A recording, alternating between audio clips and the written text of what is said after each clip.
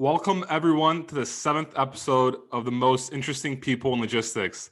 Today's guest is Timothy Dooner, also known as the Dooner. The Dooner is the host of What the Truck on FreightWaves. Tim, thank you so much for taking your time to be on today's show.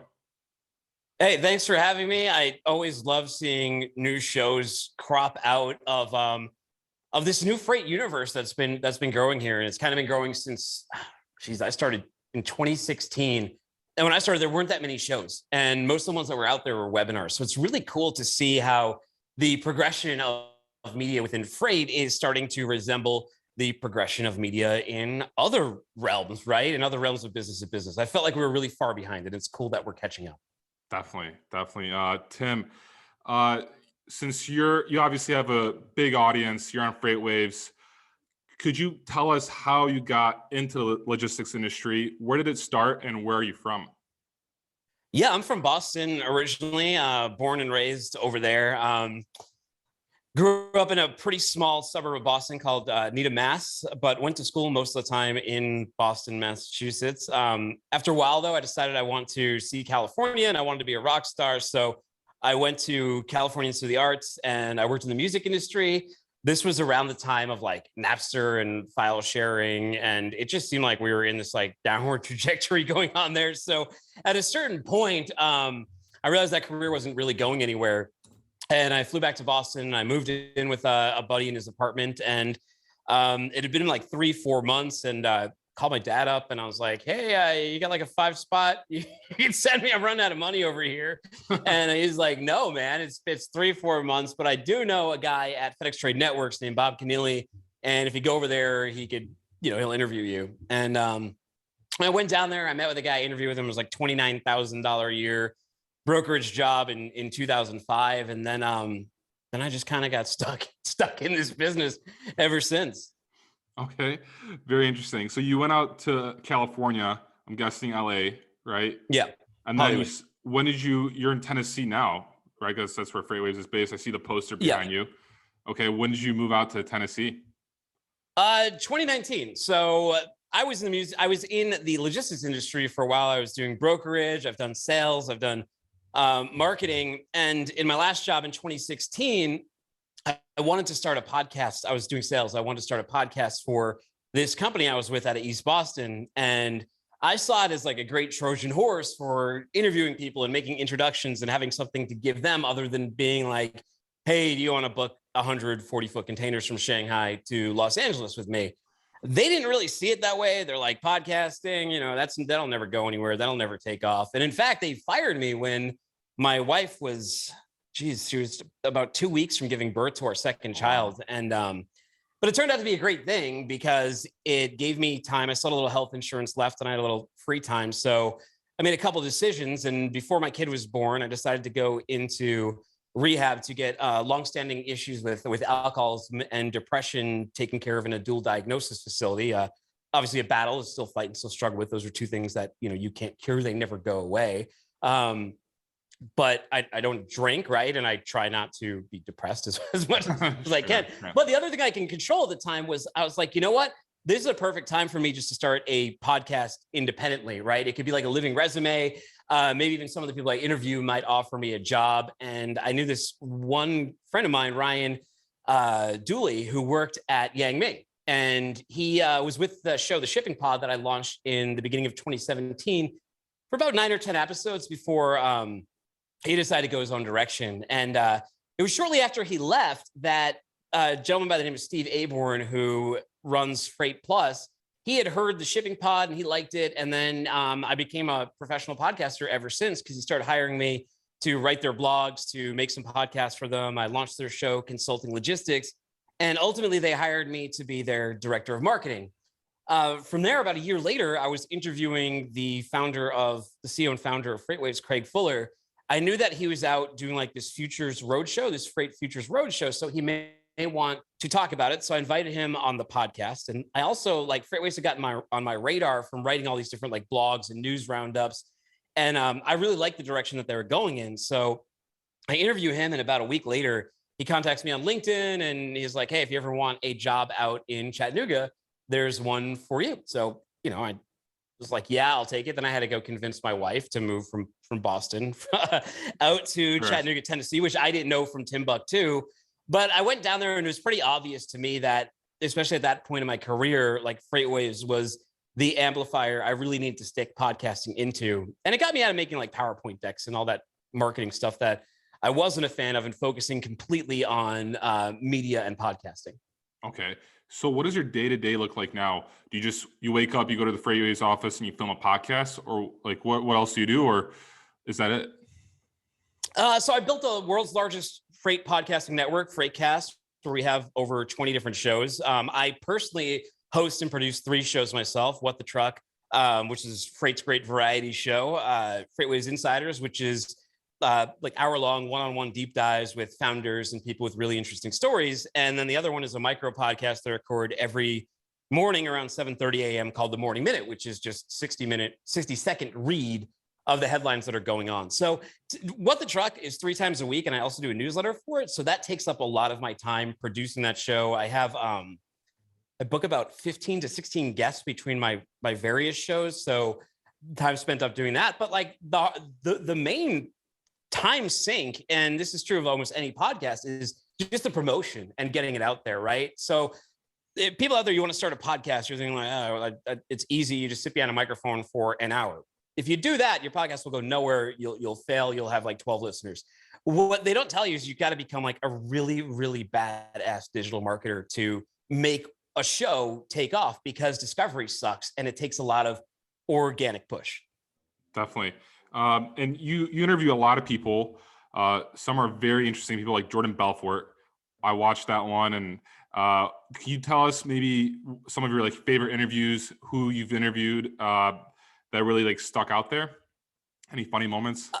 I mean, the NASA ones, like we have a partnership with NASA, so they come on once a month, and that's always really, really interesting. I'm a space nerd, and I always try and find things that people outside of freight may find interesting, and concepts out of freight, especially for a show like What the Truck, which is your gateway drug to freight. You know, I create that show intentionally so people with and without logistics experience can understand what's going on, or at least follow along. And I book guests accordingly as well. So the NASA ones have been really great. Today I had a really good show. A couple of my favorite guests were on: Mr. Supply Chain, Trent Zuberi from Kraft, who's also in a metal band called Hemi, and Molson Hart, who's an Amazon seller with this company, Via Hart. And speaking of NASA, he actually wore like a NASA plush helmet today, which was pretty cool. It's amazing. And where do you see this going? Do you feel like you're going to do this until you retire, or do you have other plans? No, I mean, like, I think the reason why I've done pretty well in this is that this has been the plan. This is part of my recovery. When I started doing this in 2016, it was part of a mission to, stay sober and deal with some demons and advance the medium. And I saw a great opportunity, and I had that, 15 years of logistics, or 13 years, whatever it was, of logistics experience leading into it. So this is it. I mean, this is the end game right here. And it's just making FreightWaves, the Doonerverse, as big as effing possible. Okay. And you have a lot of energy when you get on the What the Truck. And I love it. I love how positive you are, all that energy. I get some of that after watching you. Do you have any tips or advice for someone that's starting out a podcast, how to be able to get that energy, or are you just natural with it?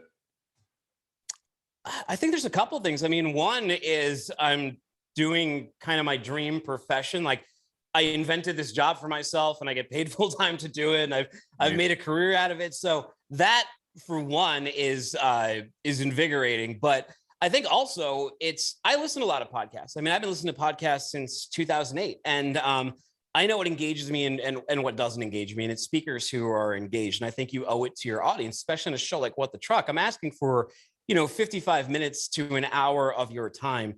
So in you giving me that, you deserve my energy. You deserve for me to have researched these guests and these different news stories and these topics that we bring up. I find nothing more offensive than an unprepared host. And I think that listeners do too. And then they stop listening because they go, you know what? This person's just wasting my time. They're trying to wing it up there. They're rambling. They don't know what they're talking about, and they have no direction. So I think having a clarity of focus, especially when you're pre-producing the show and when you're up there, when you're there, being in the moment, is crucial, because it'll come through. It'll come through in your body language, and it'll come through in how your listeners receive you. Okay. So with the preparation, what do you do? Do you just get to know who the person is? You got all the questions ready? Could you go to give us some advice on how you prepare yourself? I never do pre-interviews with guests unless like they're forcibly put upon me. I hate doing it. I think that it takes away so much curiosity and so much discovery that the audience would hear naturally in a conversation. Because what happens in these like pre-production things is you talk about things that would probably be interesting in conversation, but you already know that about the person. So you're no longer curious when you go live. So I think being curious is great, but being informed and curious. And the way I typically go about that is, my guests are usually people who they've posted something on like LinkedIn or Twitter. They've been in a news story and they've done something that interests me. So that's why I'm talking to them. So I already have an angle to come at. But then like, it's so easy to like figure out what people are into these days. Like all you got to do is open up the Google and jump on LinkedIn and jump on Twitter and just do a little research on what makes these people tick and what they've done recently. And you'll find that when you touch on things that people know, especially early on, you touch on something they just did, like you saw them do something on LinkedIn, maybe they posted a picture of an outing or something, letting them know almost immediately that you're aware of stuff like that lets them know, and it makes them put faith in you that you're invested in this conversation. You've done some research and you're not wasting their time. So I think knowing your guests, not super intimately, but knowing them enough to be curious is crucial. It's super important. Definitely. Could you provide us some wisdom, life wisdom, especially since you've gone through some tough times in life and podcasting has helped you? What have you learned, and what could you offer to anyone listening about just life in general, or just being a leader and being in charge of all these podcasts?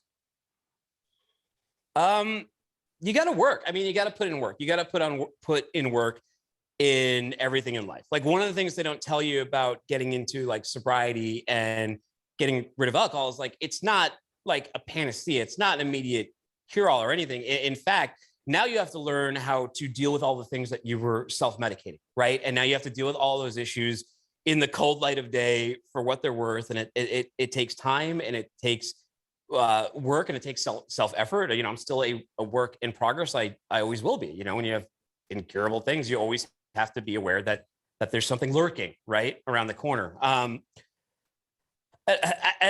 I think it's hard, like whenever people ask me to give advice on this too, because it took me such a long time, in my opinion, to get sober. Like I had an 18-year run of being, an alcoholic and treating depression that way. So what worked though was me wanting it to work. I finally had gotten to a point where I was like, if I don't do this, I'm not going to make it. And I owe it to my wife and my family and myself, and to get better. And I think that once you have to realize that about yourself, right? We have to be honest with ourselves about what we're doing right and what we're doing wrong. And also maybe try not to be so hard on yourself, I guess. I don't know. It's tough. Like I said, I'm still a work in progress. So my best advice though is find a dream and run after it. Okay. Great advice. How old are you, Tim? 42. 42. Okay. You look like a rock star, to be honest. Like this, like I feel like I'm interviewing a rock star right now. Thank you. The whole posters in the background, your whole, the way you're dressed. But okay. Could you just tell us maybe a little bit more about yourself and Freight Waves? Could you get into like maybe the culture at Freight Waves and what you like most about it? Yeah, it's interesting because being a rapid growth startup, Freight Waves has gone through a number of iterations. It's definitely not the same place I walked into in April of 2019. In fact, Freight Waves TV didn't even exist yet. Myself, Emily Zink, and a few others, and our founder, Craig Fuller, we worked very hard to build Freight Waves TV, the largest streaming network in freight, and also simultaneously build Freightcast. And so much of I haven't like really come up for air much, because so much of my focus has just been, how do I make What the Truck bigger? How do I expand it? How do I expand Freightcast? How do I expand the reach of our TV media? And also, how do I help those around me and also allow some of the gravity and the momentum that the top shows are creating to also suck into the orbit these new shows and these new products that we're creating, and also hopefully help advise some of the new talent that came in and give them some of the lessons I learned so they don't have to spend as much time making those mistakes and making those errors. But FreightWaves we're a media company, but we're also a data company. So there's a lot of people who only know us for like our news, and there's some people who just know us for the podcast. There's some who just know us for our data platform, Sonar. But what's really interesting about our model is that the media serves as like a homing beacon for Sonar, meaning that it really validates like the FreightWaves name and the Sonar name. So when our sales representatives go out to sell Sonar, people already have that sort of warm introduction. Even if they don't know what Sonar is, they go, okay, FreightWaves, I know what it is. I've read the articles, I've seen them shared. Maybe I've watched What the Truck, whatever it may be. And that has been that big build out. We had the pandemic come, and it's kind of interesting too, because that was like the biggest cultural shift. Was we used to all be in office. There was like 120, 130 of us all on the floor, and it was like a boiler room, and it was kind of a mess because we'd also try and film like our shows on this little strip in front of this live studio audience of like operations, sales, talent, like the whole mix of the company was on this open floor plan, plus our TV thing. Then the pandemic comes, and we got to kick everybody else out except for the TV people. So it's weird because so many people are like remote now, and so to me, FreightWaves is almost like a 10, 15 person company, because those are just the people I deal with and interact with on TV. But there's all these like random people on Slack that you see joining and having these conversations. There's like this whole other culture that goes on within FreightWaves, especially within the other departments, that I'm not really that attuned to, because I'm in with the TV team all the time. So those are the trenches that I run in. But I think it's a really cool culture. And I think that one thing that people have to understand though about startups is, if you really, really want to be successful, you can't be the kind of person who needs a day dictated to them. You have to be the kind of person who goes, I have a great idea for a show. I want to build a show. I'm going to do a lot of the marketing around the show. I'm going to expand the show like that. I love that. I came from the corporate world working for places like FedEx Trade Networks, where if you ever had an idea, like good luck getting that enacted, or good luck having anyone do anything about it other than your manager, maybe, making a joke at you. But in FreightWaves, you really can. If you have a show idea, a show concept, or any of those kind of things, you can launch them. And I think that if you have that type of personality, you'll succeed really well. And if you don't, I think you're going to have some challenges. At least that's what I've seen from talent who've come in, and the ones that have really just sort of crushed it are the ones who have really wanted to crush it and really embraced the role of being that podcaster or being that TV host or personality. Sure.